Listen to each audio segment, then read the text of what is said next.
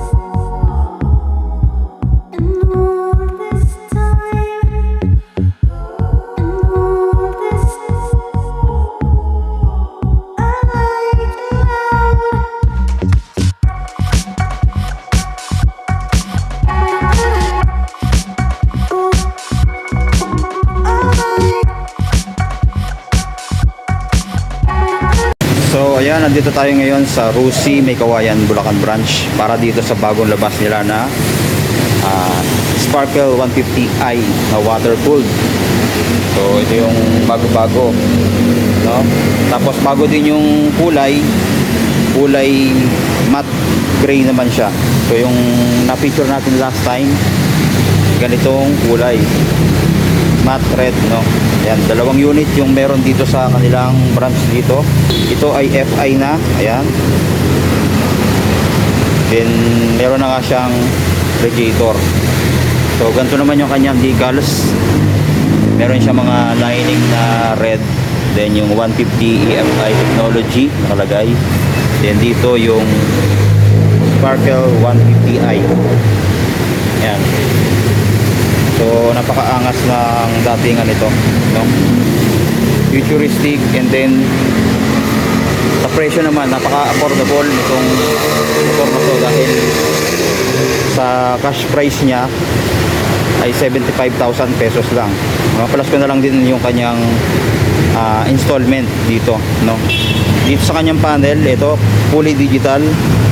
Makita natin meron siyang RPM gauge, then yung speedometer, odometer niya fully digital na. Meron din siyang selection and set dito. Then sa mga switch, kompleto na rin to. Meron siyang passing light, ayan, mga high and low. Meron din siyang hazard switch. Then yung signal light switch nya, ito. Yung busina, ito naman. Then sa kabila, meron siyang idling stop. Yun yung maganda dito. Namamatay pagka nahinto tayo ng 5 seconds, then i-throttle lang natin ulit, ay bubukas na ulit yung makina niya, no? Tapos meron din siyang kill switch. Tapos dito meron din siyang bukasan ng ilaw. Tapos yung electric starter. Then makita natin naka quick throttle na rin siya dahil double cable na siya dito. Aggressive pagka pinaandar na natin, so wala na siyang delay. So sumasabay na rin sa mga Honda, sa Yamaha. So ganito na rin yung kanilang cable. Tapos yung kanyang susi, ito naka shutter lock, yan. Tapos dito sa kanyang ignition, ito maganda, oh, nasasarado pa siya, hindi siya makakalikot ng bata. Yun yung magandang features na ito. Then meron din siyang utility hook, ayan, ganda. Tapos yung pocket niya, ayan, kabilaan.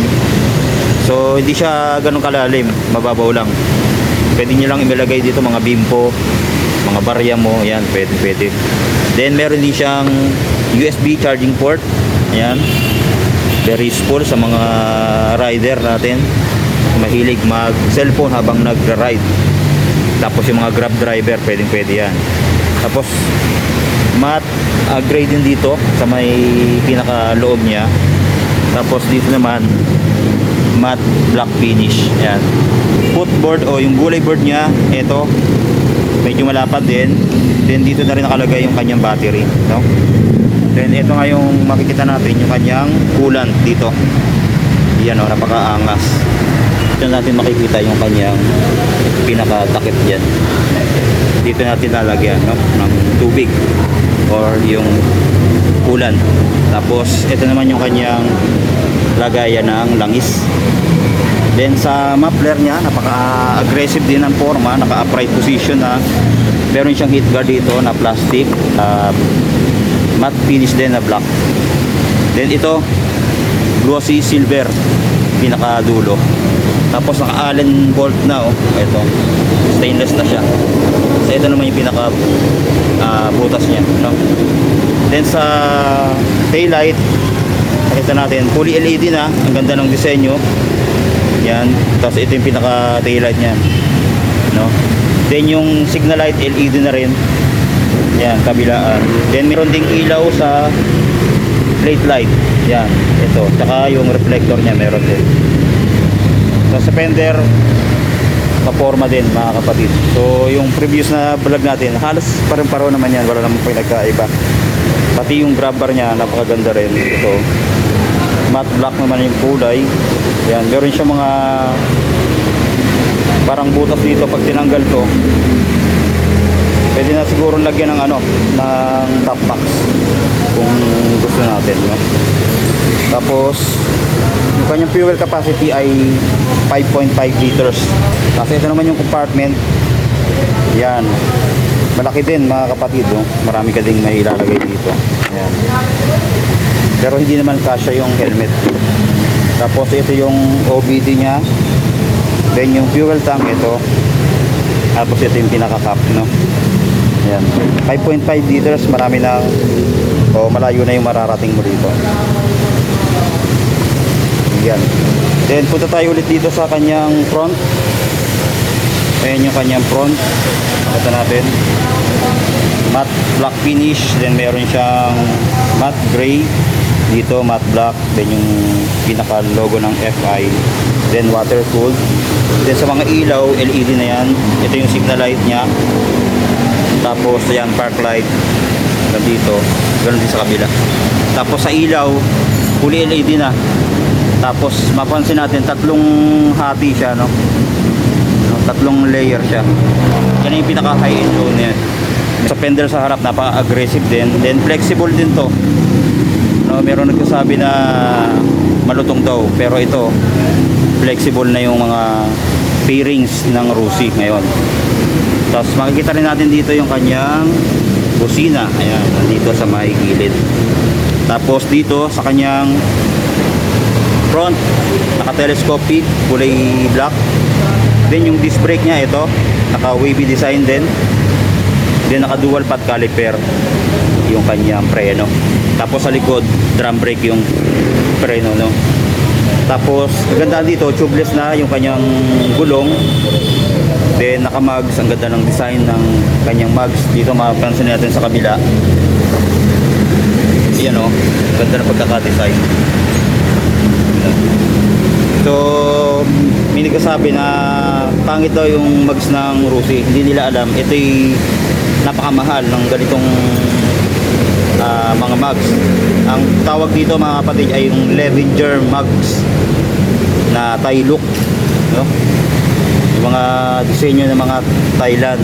So ganito siya. Kaya pag binili natin sa aftermarket to, napakamahal po niyan, no? Tapos ang size naman ng gulong dito sa harap ay 90 by 80 by 14 tubeless.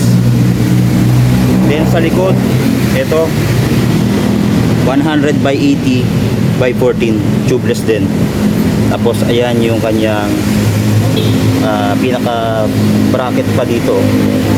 Mayroon pa siyang supporting na bracket sa likod, kaya napaka tibay na ito, no? Tapos yung kanyang shock, ito kulay red. Ayan, maliit lang siya pero adjustable din naman. So kung gusto nating palitan na mas maganda, pwede rin mga kapatid. Then sa kanyang airbox, ito maganda yung disenyo, pati yung kanyang panggilid. Wala na rin siyang kickstarter. Then sa kanyang side stand, meron din itong kill switch, no? Mamatayan pagka binaba yung side stand natin, no? So napaka daming magagandang features itong Sparkle 150i.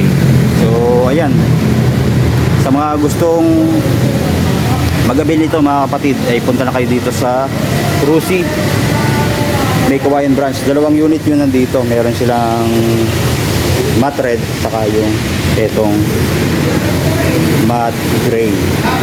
Meron din yung matte brown, meron ding blue, no? Saka black. Meron din yan. Sa abangan din natin, may ilalabas pa yung Rusi, yung Adventure X 150 na FI din. Tapos 4 bulbs na. So abangan natin yun.